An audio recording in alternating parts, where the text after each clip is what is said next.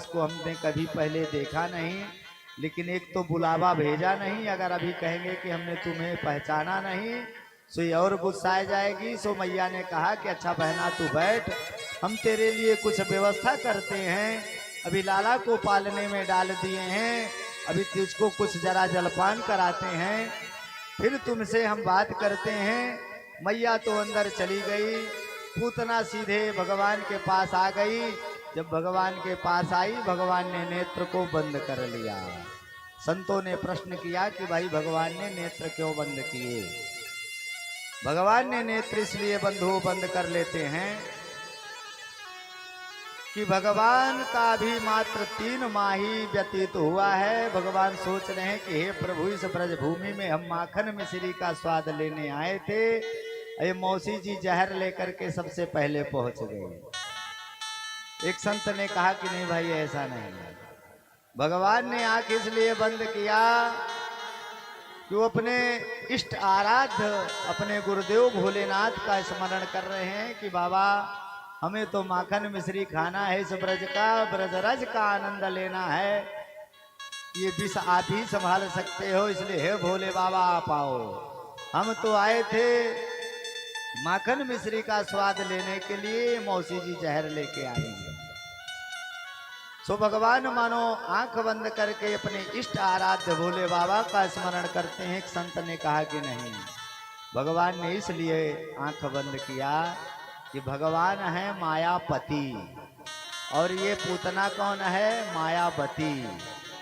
मायावती एक नेता भी हैं, तो ये जो पूतना है ये मायावती है, माया का स्वरूप धारण करके ये आई हैं।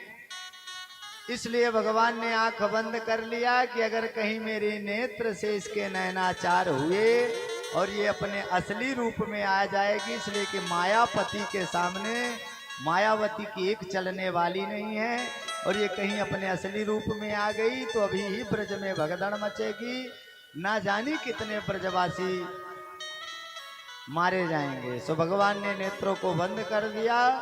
मौका देखते ही पूतना भगवान को इतना तेज से लपक कर झपक करके भागी कि गोविंद एकदम चिपक गए पूतना से।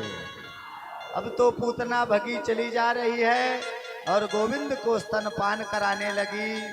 गोविंद तो स्तनपान करने लगे, धीरे पहले तो केवल दुग्ध पान किए, फिर धीरे धीरे पूतना के प्राण का भी भगवान पान करने लगे, और देखते देखते पूतना गोविंदाय नमो नमः हो गई। बोलिए पूतना मर्दन भगवान की जय। पूतना का प्राण ही मानो भगवान पान कर लिए। पूतना धम्म से जाकर के गिरी, 7 कोस का शरीर था, जहां हाथ गिरा हाथ रस बना, जहां गज गिरा वो गाजियाबाद बना। इतना विशालतम शरीर था पूतना का।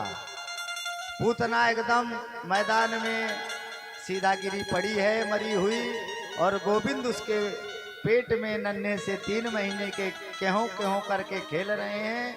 ब्रजवासियों को पता चला, सब भागे दौड़े आए, निसेहनी लगा करके उससे गोविंद को नीचे उतारे। मैया आई, गोमूत्र से गोविंद को स्नान कराया, गाय के पूंछ से झाड़ा लगाया, और इस दैत्य ने लाला को स्पर्श कर दिया, लाला अपवित्र हो गया। नंद बाबा भागे दौड़े आए, जब उन्हें पता चला कि राक्षसी पूतना लाला को लेके भाग गई, सो बाबा जब आए इस दृश्य को देखे, भाई कैसे हुआ, लाला बचा कैसे? सब ब्रजवासी आपस में विमर्श कर ही रहे थे कि तब तक बाबा ने कहा कि देखो मेरा जो मित्र वसुदेव है ना, सचमुच ज्योतिषी है। जब से उसने बताया था कि बाबा तेरे लाला पे संकट आ रहा है, सो तभी से हम हनुमान चालीसा बजरंग बाण पढ़े जा रहे हैं। वही हनुमान जी ने कृपा किया, एक गदा दे दूंगा, पूतना नष्ट हो गई, लाला बच गया।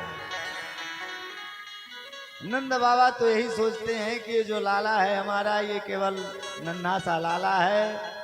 गोविंद सुमधुर लीला किए। सुखदेव जी कहते कि राजन, जब पूतना का मोक्ष हुआ तो भगवान ने जो अपने माँ को गति प्रदान किए थे, वही गति पूतना को भी भगवान ने प्रदान किया। उसका कारण था कि पूतना ने काम तो माँ जैसा ही किया था।